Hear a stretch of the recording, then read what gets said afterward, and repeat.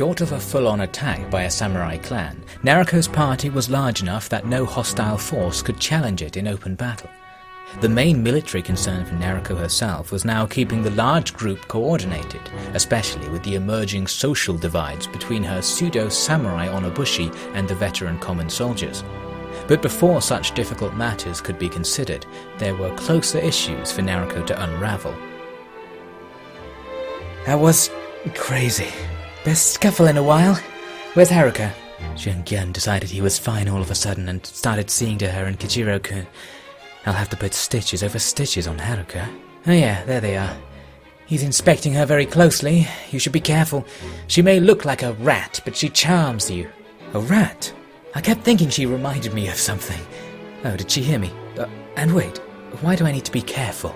Because he might start giving her Korean lessons instead of you. So what? Well, wouldn't you be jealous? Oh, I think I just heard her learn the word for faster. What? He has time for both of us. Doesn't take that long. Do you even know what you're saying? Maybe. No? What is it?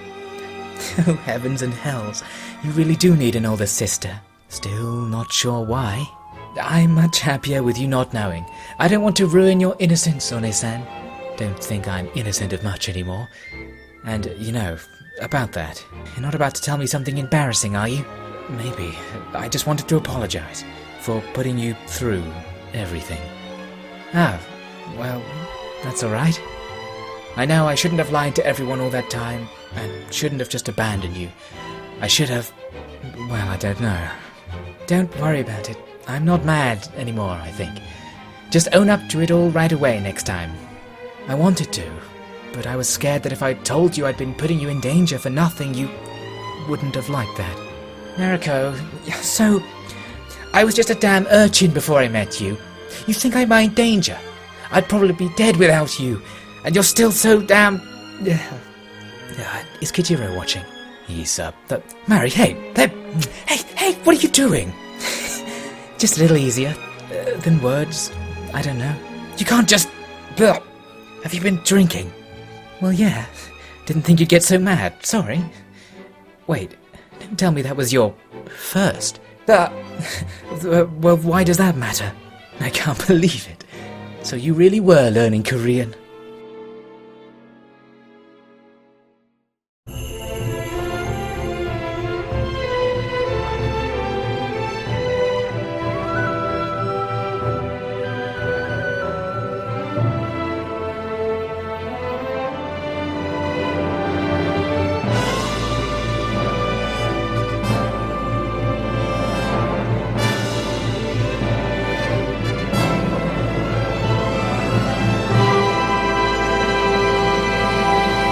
Hello and welcome to Nariko's Treasure episode 15. We've just finished off that rebel base to the east of Kyushu, and now we're going to take a short break from intense combat to just quickly free some hostages I spotted in the area being pulled around by deserters and rebels. And for these battles we really are going to take it easy, just going to sit behind the skirmishing lines who will just cut down the enemy at range. And we now have so many troops that smaller parties pose literally no threat. We can just annihilate them before they get close with a storm of arrows and gunfire.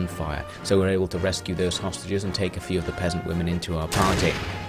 Another battle along pretty much the same lines happened right after, this time against monk rebels. And once again we saw the amazing power of the skirmish line. It just destroyed the entire party before they got close. The monk rebels were able to fire back, but they didn't do any damage. So it was another easy victory for Nariko and company.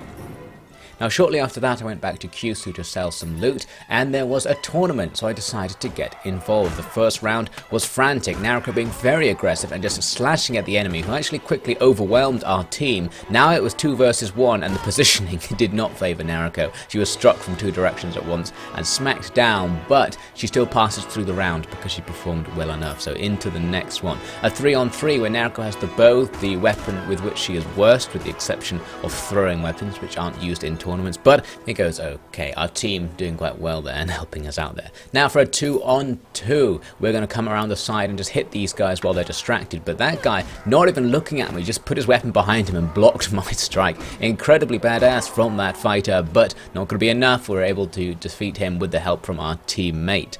So now another 4-on-4, always frantic, and once again we'll try and go around the side and just hit these guys whilst they're slapping at each other in the melee, and this time it goes absolutely fine. We annihilated their team, most of our team surviving. So next, a 2-on-2, only 4 people left in the tournament, so this is everyone. Once again I get the bow, unfortunate because I can't really do anything with it right now. Too inaccurate to hit the guy who's far away without risking hitting my own teammate, but she goes down and then the archer just sort of stands like a deer in the headlights and gets shot by me quite close range, so that was fine. Finally, it's a 1-on-1 to decide the tournament.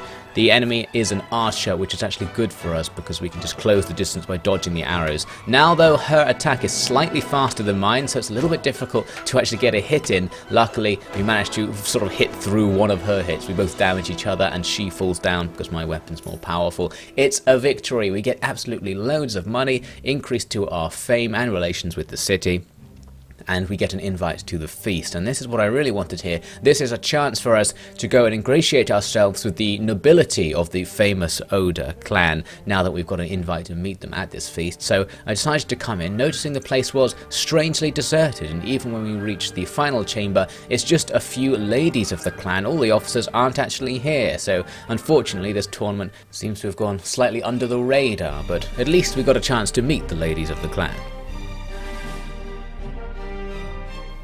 It took 3 days for it to arrive, and the workmen didn't even give any excuse. I don't know what's got into them. Oh, is something the matter? Oh no, I'm Nariko. Pleased to meet you. A woman? You dressed in a rather cautious fashion, I must say. Unfortunately, I don't have the luxury of not needing armor, my ladies. I know who this is. It's the fighter that Lord Hashiba talks about. Ah, Nariko, of course. The champion of the wilderness. But you know, from what Lord Hashiba had been saying, I had expected something a little more pleasing.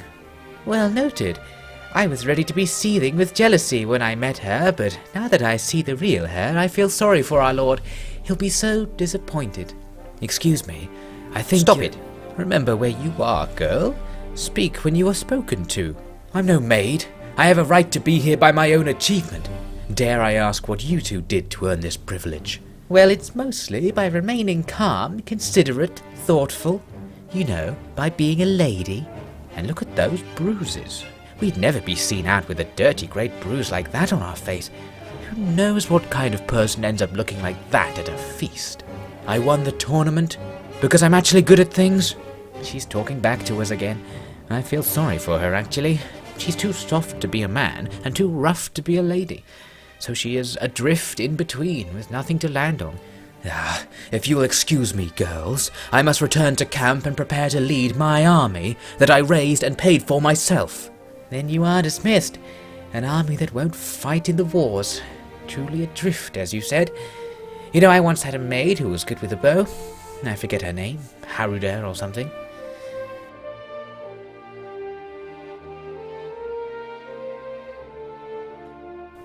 So that didn't go entirely as planned, but we'll move on nonetheless. Now I discovered to the northeast of Kyushu where the rebels had moved their base to. This new location isn't so bad as the old one. It's not on the main road, blocking the west-east highway through Japan, so I guess it's better that it's here than down there, but a shame that it respawned pretty much right away. I decided what I would do is check in with the village of Akechi, which is the nearest settlement to the rebel base, just in case they were having any trouble because of the rebels. But actually they have a much more fundamental trouble. They've had bad harvests and they need new seeds in order to keep their farms going. So a pretty fundamental problem here. This is the sign of pretty much a mass economic collapse when this starts to happen, so we need to definitely step in here and try and get them the rice they need to restore their farmsteads. So I'm just going to go around the other villages and find any who are selling rice and have a surplus and try and get some for them.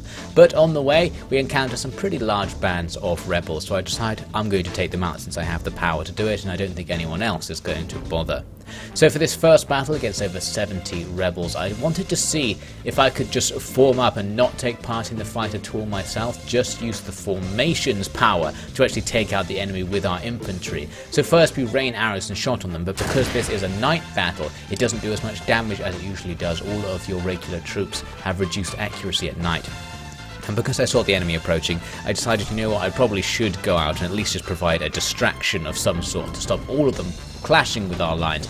But actually, I probably did not need to do that, because all of the enemy just rout as soon as the battle gets started. They didn't make it to our lines properly. So I think it is going to be viable to just use the troops themselves and use formations to fight battles rather than relying on Nariko's personal skill so much. I'm trying it again in this next battle, also against just over 70 monk rebels. We can see our formation a bit better now. You can see what I've done is combined the Onobushi and the skirmish line into one huge line, because some of the Onobushi have bows and will be able to hit them at range. The terrain doesn't favour us though, because the enemy are protected by a hill for most of their advance, so we only really start firing at them once they get in close, and that's not necessarily going to be enough, because the enemy have sufficient numbers and their formation is sufficiently loose that a missile attack isn't going to be the best way of taking them down. So eventually I order everyone to just charge forwards and engage them, but you can see a lot of the enemy falls back the second we start advancing against them, so that's going to make this a nice easy battle. So the enemy having poor morale in the face of our elite party is pretty much the thing that's winning us all these battles without any casualties whatsoever, even though the enemy forces are large.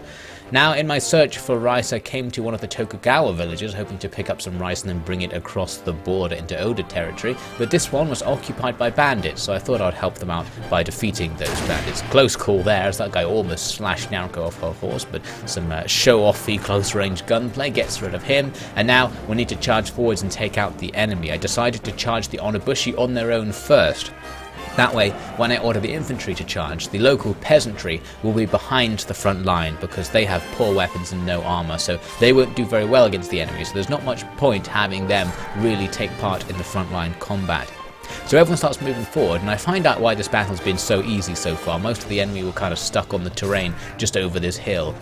So now it's time to hack our way through them and take advantage of the fact that the front line's right here, so the enemy are focusing on not being hit by my infantry, so Nariko has an easy time taking them down. And we had to advance through the whole village. They had troops stationed all over the place, and they didn't all just charge out like they usually do for some reason, but made it eventually, and luckily for us and for the local peasantry, we didn't suffer any fatalities in the battle, and wounds all round, but still nothing permanent. So that village has been saved, and we'll simply move away without taking any reward. I did want to see if they actually had the rice I came for, but apparently not. All of their goods are just trading materials, which we don't need. Eventually though, I found the rice from the local area, moved over to Akechi, and dumped it off with the village headman.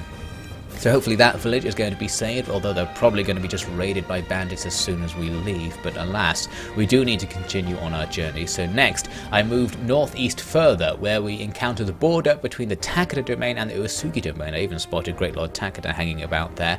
I decided I probably should go and visit him, but first I wanted to pick up some food from this village, but was ambushed as I came in. Probably shouldn't have come here at night, to be fair. So a gang of guys seemed to come from the outside of the village and attack me, but they have absolutely zero chance, their weapons unable to penetrate Nariko's armor, and her weapon skill so high that she can just cut them down in single combats. So that goes absolutely fine. So it did, as it turns out, have some food from me, so that's nice. So now I'm going to head over to the west slightly, where it seems we've got a few armies of the Takeda clan fighting with various other forces. We've got Tokugawa and Date forces in the area doing who knows what. But we're going to go and find Great Lord Takeda himself and just catch up with how things have been going since we left many months ago. Nariko! Or I should really say, Lady Nariko. Whatever you prefer, my lord. Good to see you again. Not as good as it is for me to see you. You're just what we need. What you need? What for? For the troubles. I'm not sure I follow. Lady Nariko, allow me. Our lord has gotten us into a few too many wars, for his own reasons. It's diplomacy. I've told you 100 times. Whatever it is, it's left us struggling just to hang on to Shinano.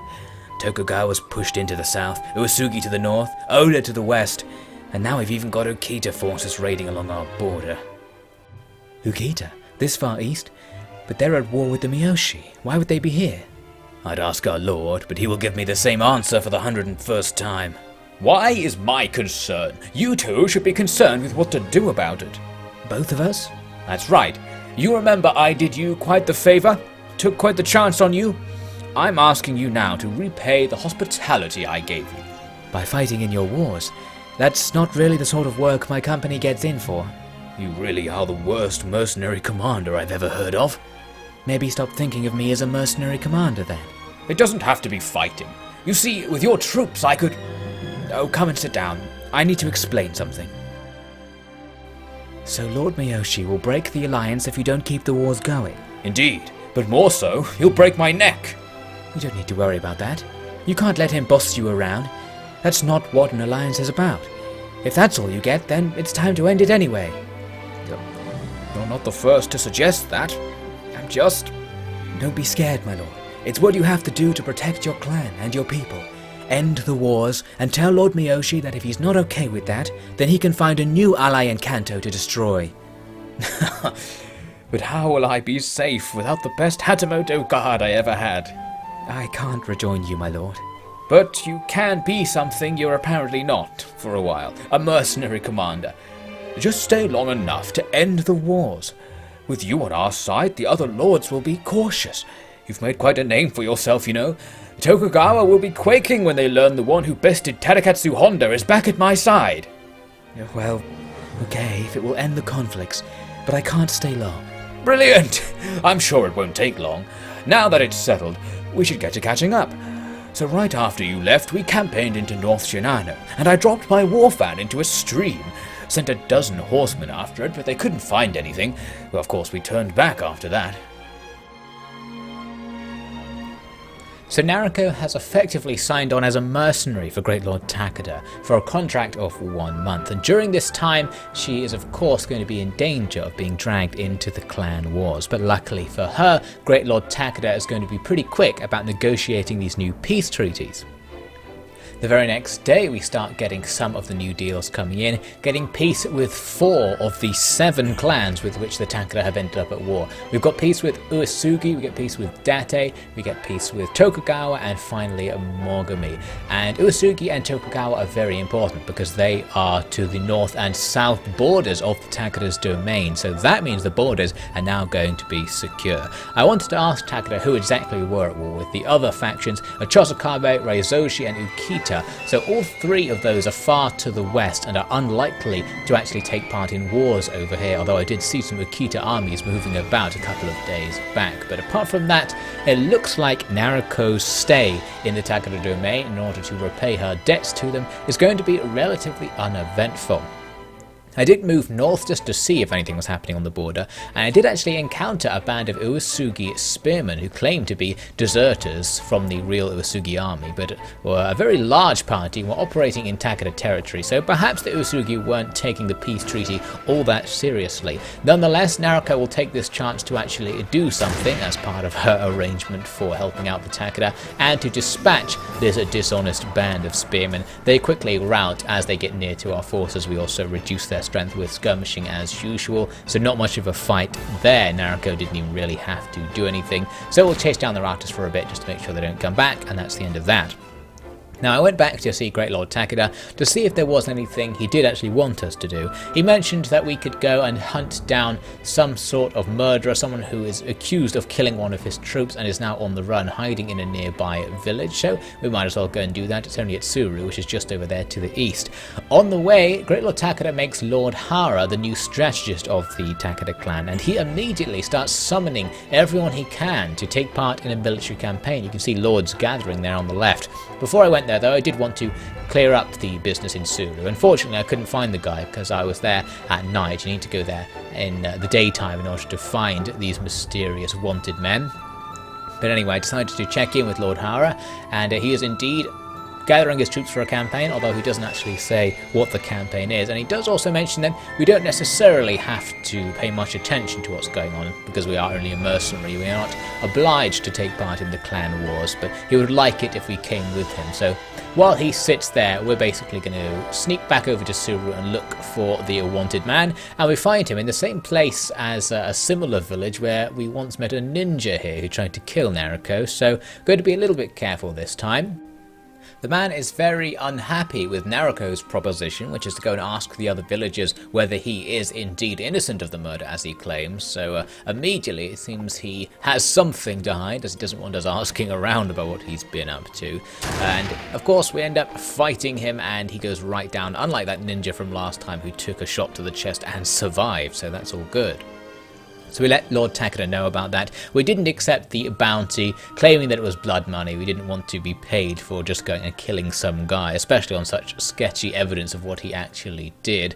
Anyway, now the gathering for the campaign will continue, so Nariko will just camp her army with the rest of the lords just outside the Takeda capital.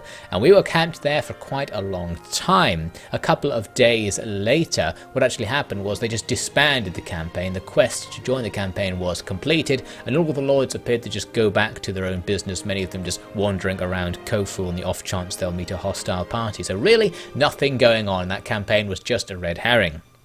Next up, we get invited to a feast at Kofu. The other benefit of being a mercenary commander is you are treated as if you're in the nobility, so we get to join in with the noble activities. The Razoji clan made peace with Takeda there. Not that it makes any difference, but that's one fewer enemy on the board, so just less for the Takeda to worry about. So I thought, let's go back to Kofu and take part in the feast. There is really nothing else to do. And with a feast comes a tournament, so we might as well participate. In the first round, we get teamed up with Lord Sanada here, who quickly rushes forwards and just cuts down that enemy. I think we actually got the kill there, though he got the second one, an easy first round. Now I'm actually going to skip forward to the semi-final. It's a one-on-one against this Onabushi, sorry, I think it's Sen is her name, and she's going wild. We have a very close duel with both sides just blocking each other's attacks constantly. Nariko laboured with having to use a spear, which is the worst weapon for a duel because it has a very slow attack and only one attack, so you can't get around the enemy's guard with it. So we made it to the final. It's another Onabushi who goes very heavy on us and just smashes Nariko while she was off guard after an attack. Pretty lazy actually from me. So that's unfortunate, but that Onabushi Kaihime will win the tournament. We still get to join the feast because, as I said, we're pseudo-nobility. So let's meet with some of the lords and see what's going on.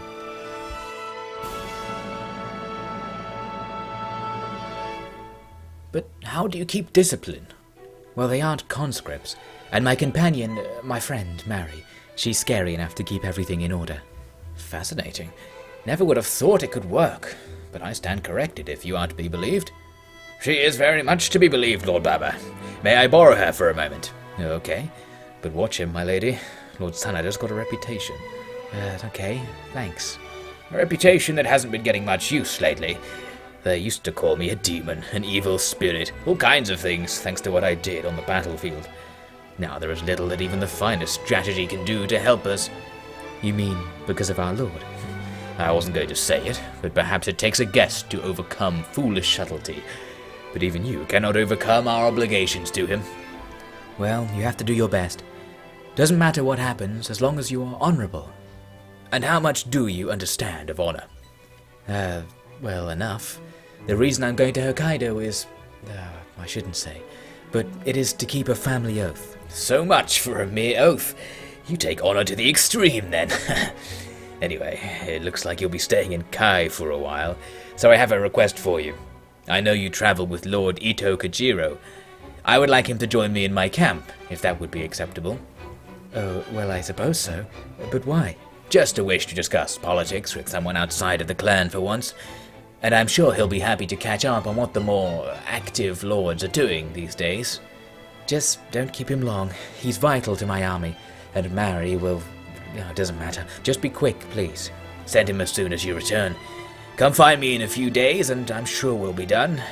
Very glad to hear he's so essential to you. So Kojiro is whisked away for mysterious purposes by Lord Sanada, and Nariko, well, hopefully she didn't eat too much at the feast because the tournament's still going on and she is straight back into it. Although it goes very badly in this first round, she ends up having to fight all 4 of the enemy's team on her own. Luckily, because she actually downed an opponent, she will be allowed to go through to the next round on this occasion, but that was a close one. Once again, she is going to be trying to use her teammates to her advantage, just dodging sideways, letting the enemy get distracted and then taking them down. Doesn't even really work in this fight, and we end up having to fight 3 of the enemies at once. This final guy with the spear, he hits me lots of times, but you can see how bad the spear actually is, because it does virtually no damage every time he hits me, even though I'm not armoured at all. So there we go. Basically, these tournaments go on for quite a long time. It seems the Takeda have a big thing about holding feasts and tournaments, because over the course of Nariko's month in Takeda's service, he probably fought in between 10 and 15 tournaments in total. Here's the end of one such tournament.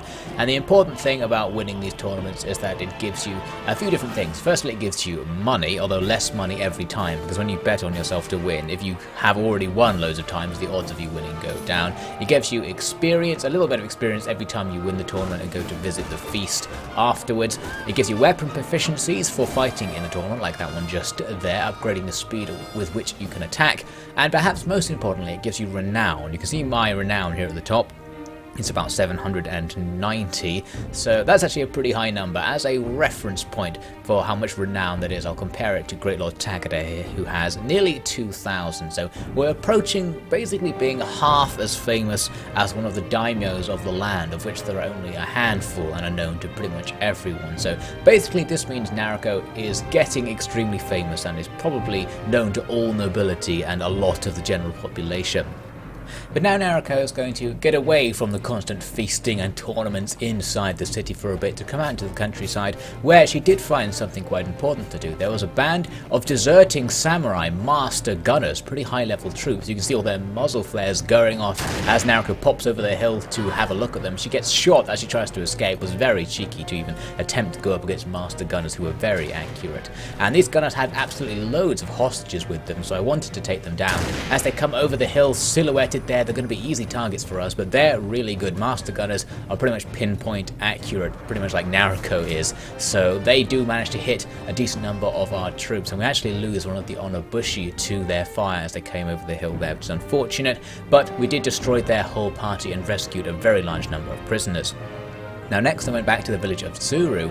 This is because they are a little bit annoyed at me. They didn't like the fact that I killed that guy recently in their village, basically without really having a strong reason to do so. It was just on Great Lord Takeda's orders.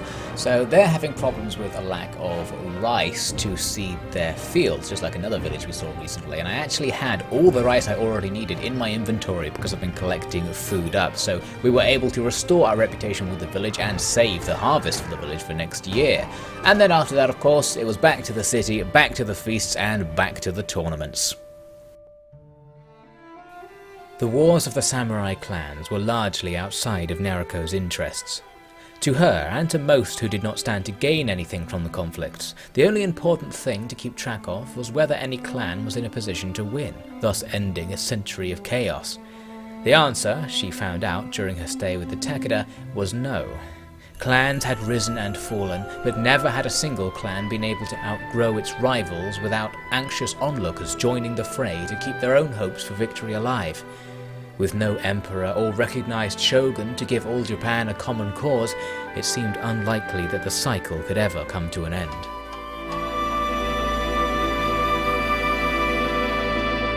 Thanks for watching. We'll complete our duties to the Takeda and move the adventure to the northeast part of Japan for the first time on the next episode of Nariko's Treasure.